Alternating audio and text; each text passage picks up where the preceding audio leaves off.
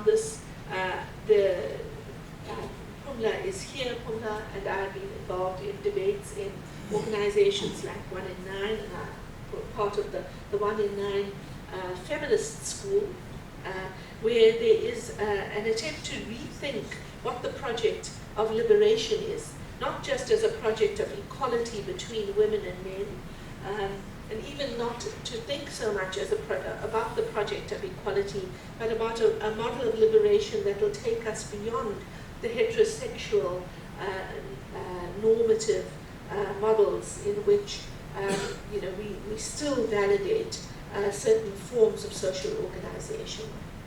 There's also really interesting work being done by rural women's organizations, in part spurred by the Alliance to Stop the Traditional Courts Bill, that is now thinking about how to ensure that women who are not living in the privileged urban centers are able to access voice, agency, and economic resources in a way that defamiliarizes women's social rights. What I mean by that is a way that removes women's social rights from the intervening authority of elders and traditional leaders, and begins to think of women as autonomous persons, right? Not to say that women live in societies independently of men and other women and so on, simply to say that the access to the rights that are in our Constitution should not be limited by the intervening authority that comes from family structures. And I think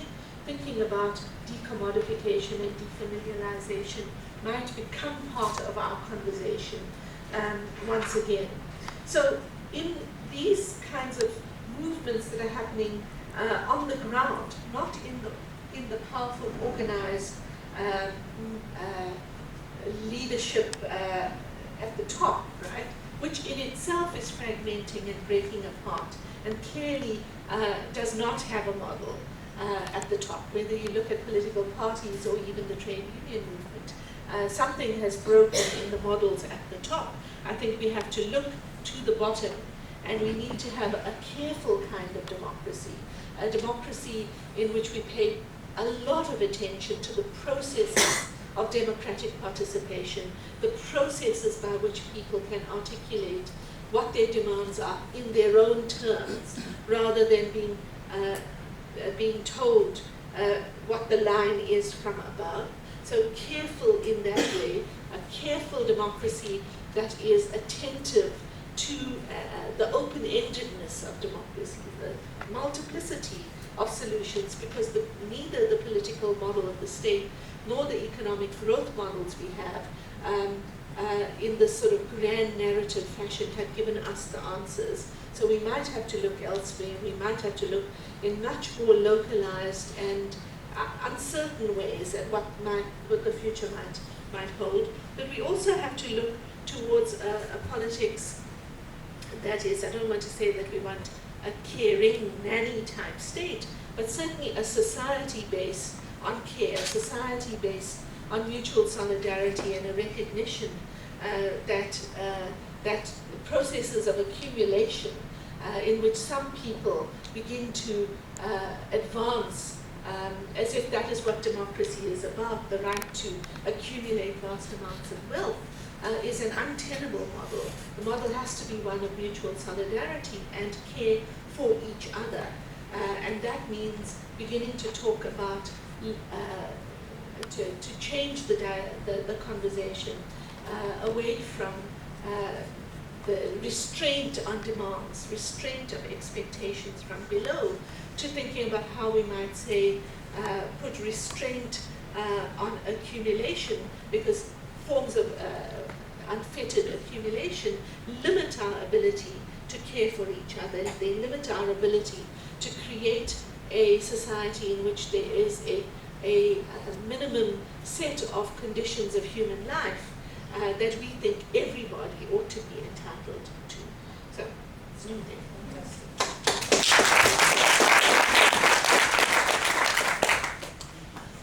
Gosh, thank you, Shireen. I think that was absolutely terrific, and I'm sure you got lots of comments as well as questions. Over to you. At the back? Yes. And then the second. Yeah. Sorry, thank you very much. I have a kind of question that's been, I haven't been able to kind of synthesize in my mind, so I'm hoping that you and the audience will be able to help me process through some of this. The difficulty that I have, right, in the feminist approach at the moment is that it, on the one hand, recognizes that the problem is a social issue, and on the other, it is very stuck in a, what I would say to term, a old paradigm of only women engaging in the question. Now, the situation that happened with the minister last week was, for me, an indication, a very clear signal that what we are doing is we are not engaging in a space that is opening. And I see this coming from many angles, in that the sense that there is, from the top down, this idea that we have to engage with men. But I'm fearing that the feminist movement is not filling the space. So that what then happens is that it allows this patriarchal narrative to dominate within that engagement. So in other words, how do we engage with men?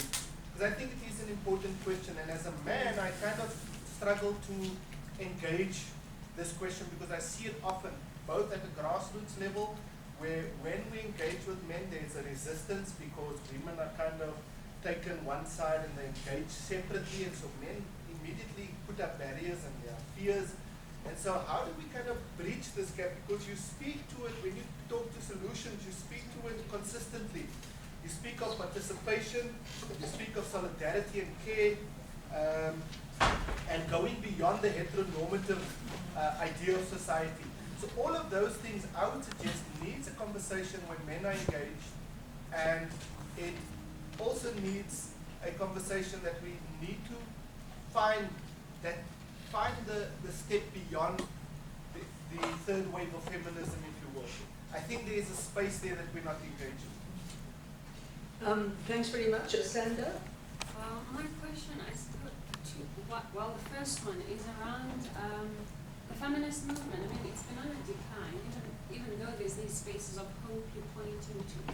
And part of that, I think it's these differences between the different feminist movements or the different organizations that are organizing around women's issues. So I'm wondering, how do we address the issues, the question of difference between these feminist movements that are all looking at different ways of at least helping push forward women's rights and so forth? How do we address the question of difference?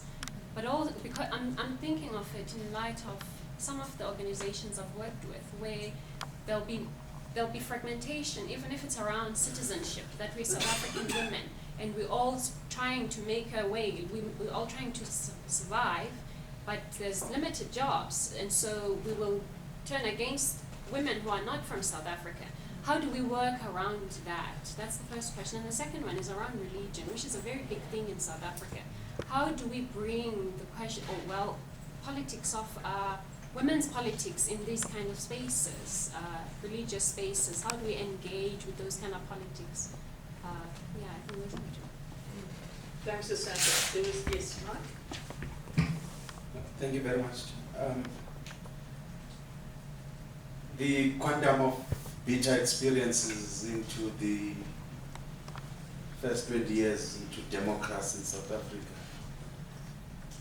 linked with the notion of actively just state that you talk about, that coupled with your concluding remarks from caring, mutual solidarity, and the whole question of private accumulation that had gripped the nation.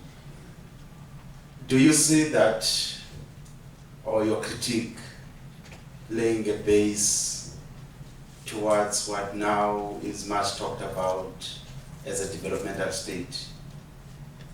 The readily available ideological and political machinery that could give meaning, that will take note of the lessons that we have had with our first 20 years into democracy. Thank you. Okay. It's absolutely crucial. But but I think it's a complex one. So on the one hand, I think there continue to be many reasons why women, in all their, as Asanda said, with all the differences, need spaces in which they need to organize on their own and articulate in their own terms what it is what is the kind of society we want to see. I don't have any problem with that. I don't have any problem with that for Black consciousness. I don't have any problem with that as far as women organizing is concerned. But of course the project is not, for me, a project of a society in which men are marginalized either. I mean, that can't be the end point of this. The concern many women's organizations have, as I understand it, with the ways in which men come into the conversation is, firstly, the meeting last week was one in which men were brought into the conversation as the protectors of women, right? And that can't be the case.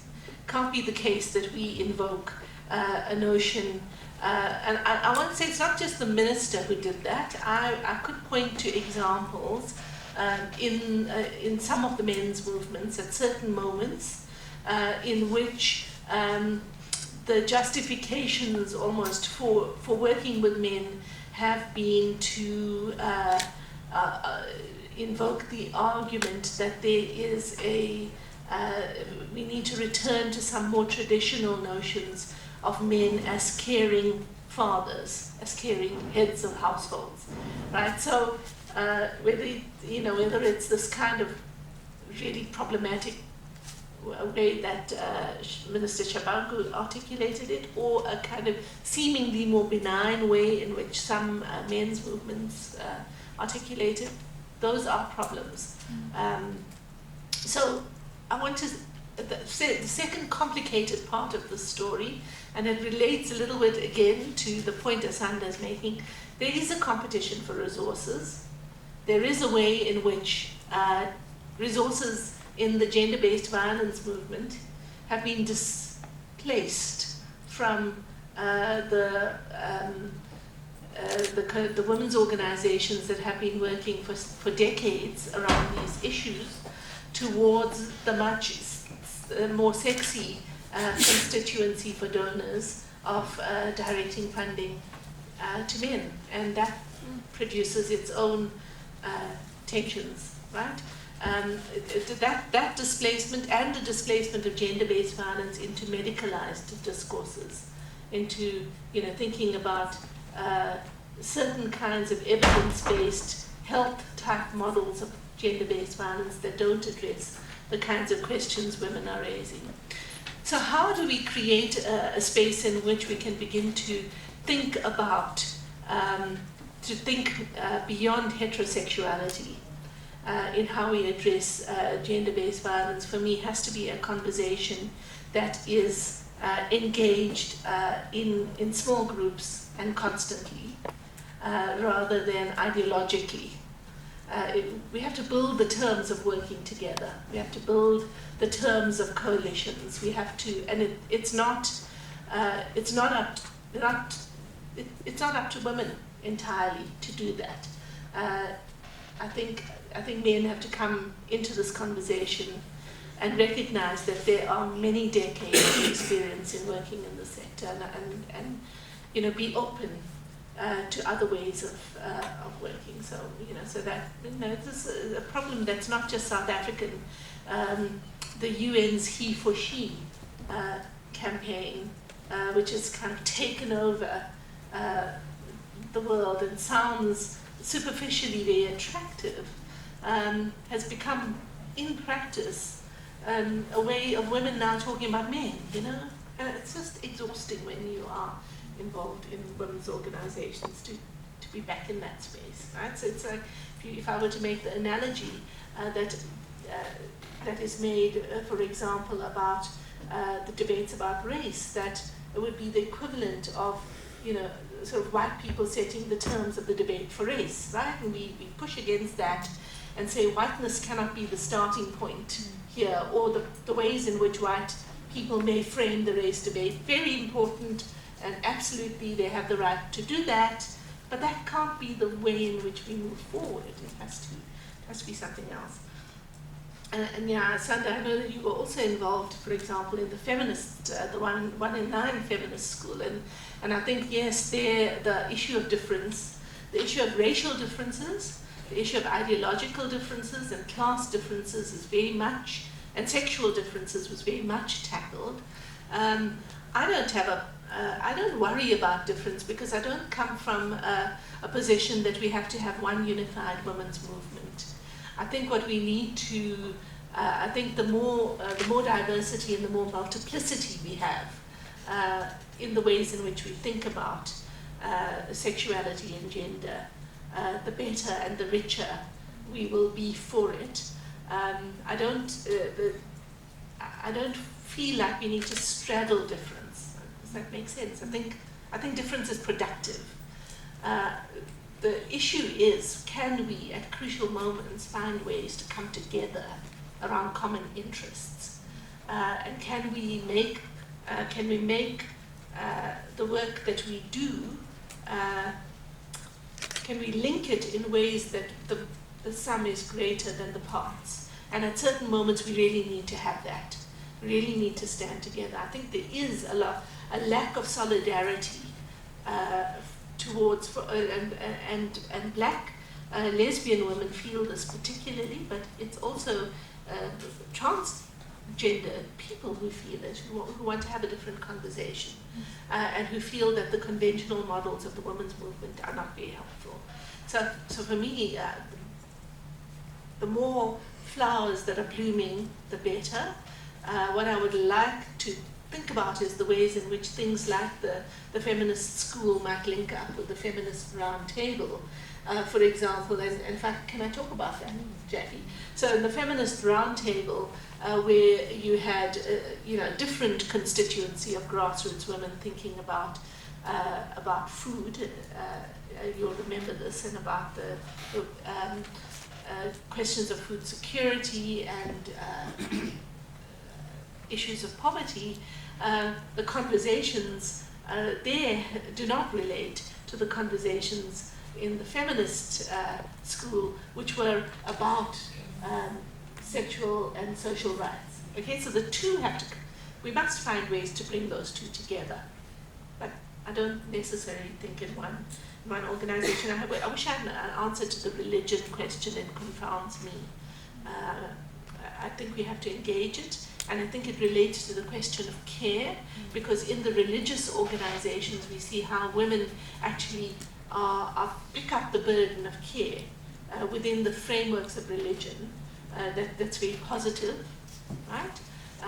But at the same time, it's those very self-same religious movements of the priests, for example, who are saying to women when they come with issues of violence, for example, or maintenance, or issues of family dispute, where they're told the family must come first and you must put yourself last, right? Now, I did attend a very, very interesting meeting of within the Muslim community, in which there are some Muslim feminists who are beginning to work with the imams to touch on new aspects of jurisprudence that South African Muslim scholars haven't really been dealing with. This is Fatima Sidat and so on, and beginning to tap into 16th and 17th century interpretations of Islam, in which the understanding of the rights